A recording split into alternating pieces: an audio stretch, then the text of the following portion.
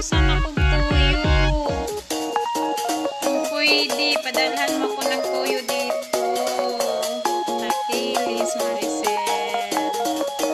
Padalhan kita mamaya. Sinor. Padala ko kay Nor. Lapit na.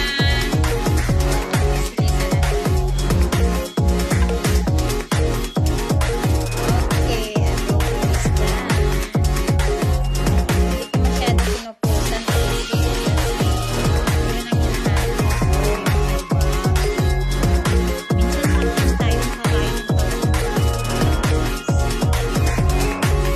mataba-taba tayo kasi preparation sa Ramadan is coming. Sige lang. So, masunurin kaya ako. Sumunod ko sa tradition nyo, ha? Isang buwan. Mag-soap si Mama. Okay, mataba ko muna ngayon. Okay, next month, mag-Ramadan naman.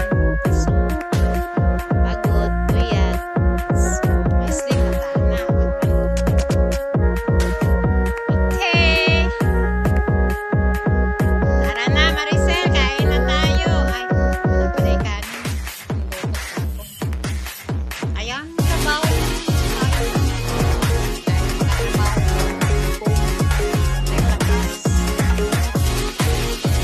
Okay, padalahan kita mamaya.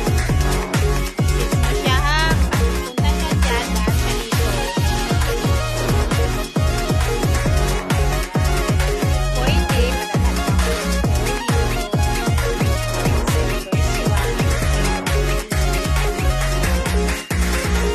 Bye. Thank you, Sister Jihan. Luto na adobo ni Mama.